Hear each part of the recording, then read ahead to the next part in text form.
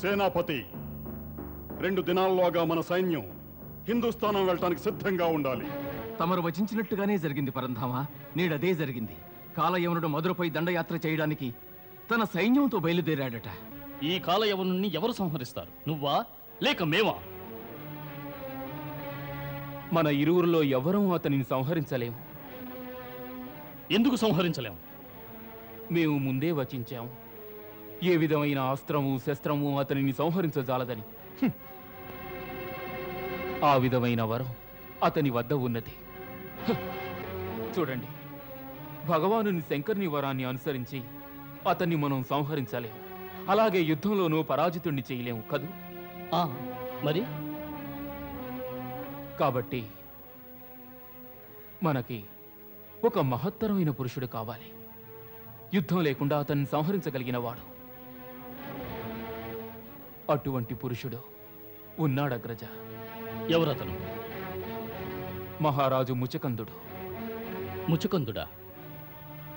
ముచకందుడెవరు? ఒకమారు దేవాసుర సంగ్రామంలో దేవతలు పరాజితులవుతున్నారు. అనంతరం దేవరాజు ఇంద్రుడు భూలోకంలో ఒక వీరుడున్నాడని తెలుసుకున్నాడు. అతడు ఇక్ష్వాక వంశజుడు, మహారాజు ముచకందుడు. అతడు పరమ ప్రతాపవంతుడు, పరమ వీర శూరుడు. అందుకే అతడు ఈ ధరిత్రిపై ఏకఛత్రాధిపత్యంగా పాలిస్తున్నాడు. దేవేంద్రుడు అతని సహకారాన్ని అర్థించగా ఆ ప్రతాపవంతుడైన మహారాజు దేవేంద్రుని ప్రార్థనకు అంగీకరించి దేవతల పక్షాన యుద్ధం చేయడానికి సమ్మతించాడు. మహారాజు ముచకందుడు ఆ సంగ్రామంలో అసురులతో తీవ్రంగా తలపడ్డాడు.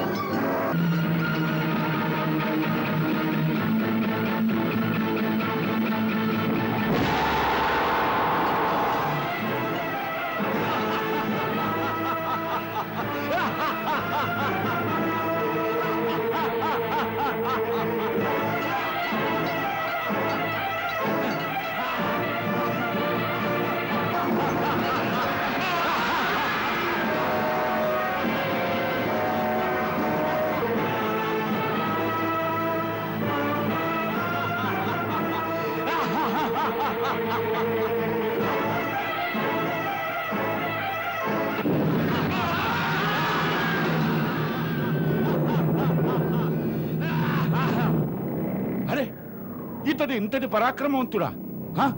ఆశ్చర్యంగా ఉంది.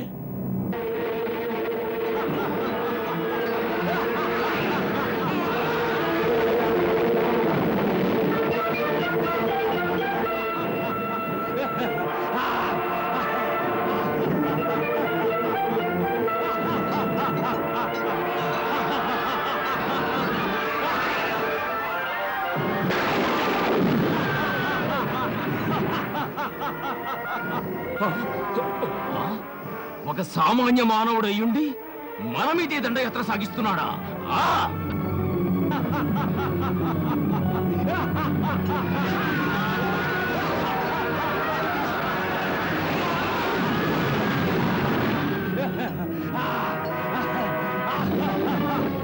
ఇతని వద్ద అవశ్యం బ్రహ్మాస్త్రం ఉండే ఉంటుంది.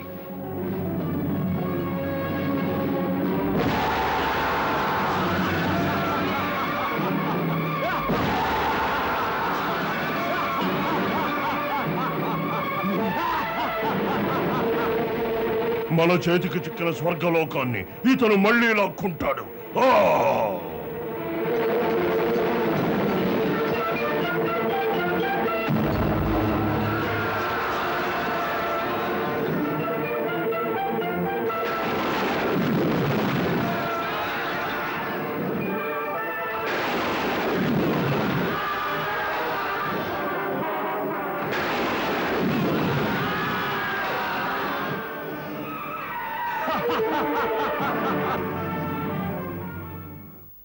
ఆ యుద్ధంలో మహారాజు ముచకందుని యుద్ధ కౌశల్యానికి తట్టుకోలేక అసురులు త్రాహి త్రాహి అన్నారు. అసురసేన దేవతలతో తలపడగలిగి ఉండేదే. మరి మహారాజు ముచకందుని వంటి పరమశూర వీర మహారథునితో పోరాడటం వారికి సాధ్యం కాలేదు. కడకు వారు పరాజితులయ్యారు. దేవతలు ముచకందుని పట్ల మహాప్రసన్నులయ్యారు. దేవరాజు ఇంద్రుడు వారిని మహా శ్లాఘించారు. మహారాజు ముచకందుల వారికి జై! మహారాజు ముచకందుల వారికి జై! మహారాజు ముచకందుల వారికి జై! మహారాజు ముచకందుల వారికి జై! మహారాజు ముచకందుల వారికి జై! మహారాజు ముచకందుల వారికి జై! మహారాజు ముచకందుల వారికి జై! మహారాజు ముచకందుల వారికి జై! మహారాజు ముచకందుల వారికి జై! మహారాజు ముచకందుల వారికి జై! మహారాజా ముచకంద తమ యొక్క అనితర పరాక్రమ కారణంగా ఈ యుద్ధంలో మా దేవతలకు విజయం ప్రాప్తించింది.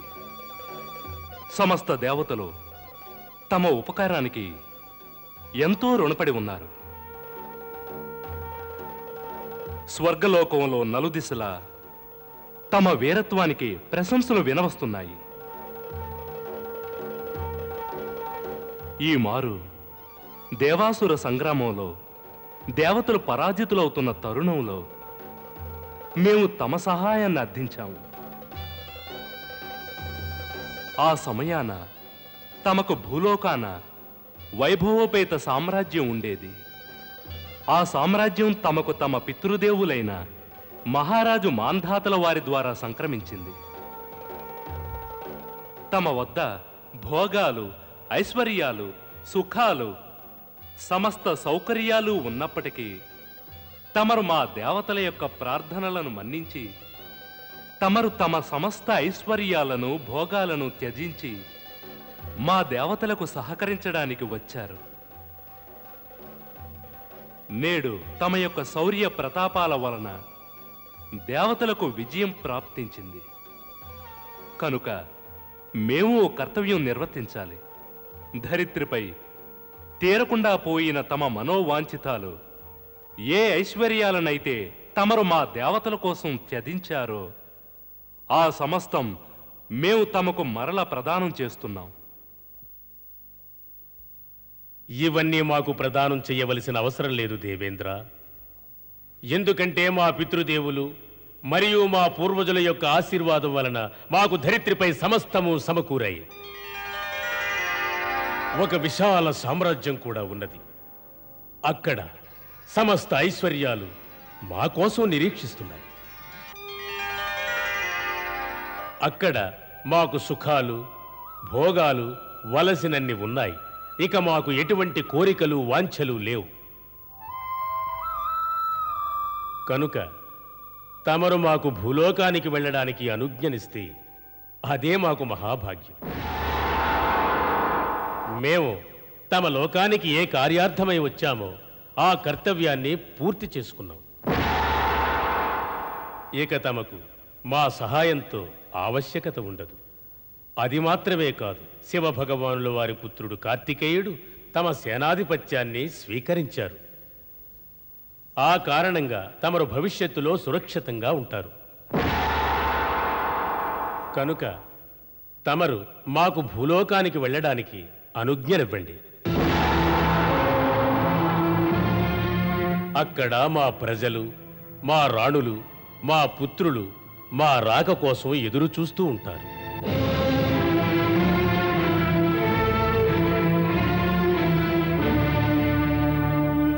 తమరు కోరుకునే ఈ అనుజ్ఞను ఇవ్వలేము మహారాజా. ఇవ్వలేరా? ఎందుకు ఇవ్వలేరు? మా సేవలో ఏదైనా లోపం జరిగిందా దేవరాజా? లేదు లేదు, మేము తమ సేవలకు అతి ప్రసన్నులు అయినాము ముచుకందుల వారు. మరి ఏమిటి?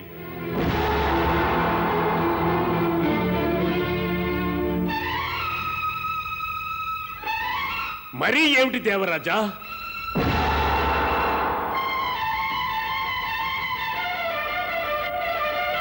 మరీ ఏమిటి దేవరాజా?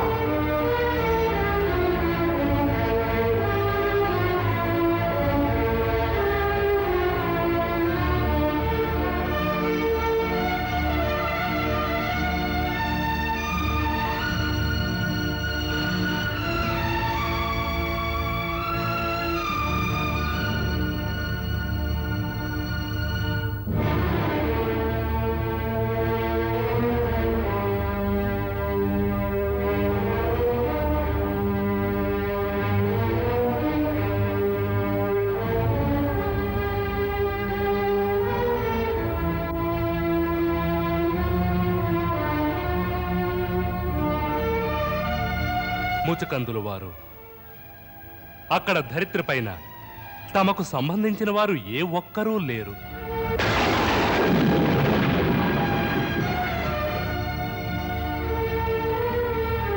ఏమిటి తమరనేది? ఏ ఒక్కరూ లేరా? తమరు సత్యమే వచ్చిస్తున్నారా? ఒకవేళ శత్రువులు ఎవరైనా మా రాజ్యాన్ని ధ్వంసం చేశారా?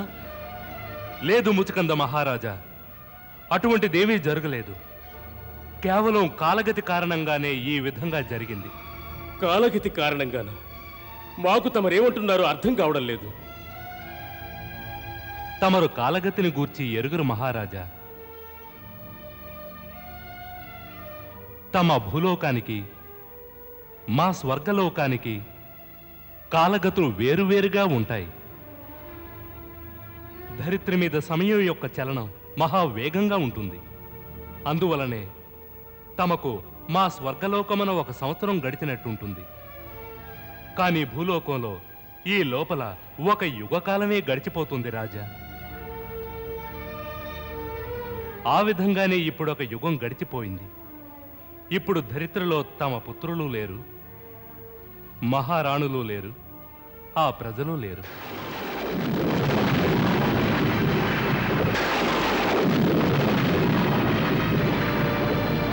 అంతెందుకు, ప్రస్తుతం తమ ఇక్ష్వాకు వంశం పేరును గూర్చి తలుచుకునేటటువంటి వారు ఆ ధరిత్రి మీద ఏ ఒక్కరూ లేరు.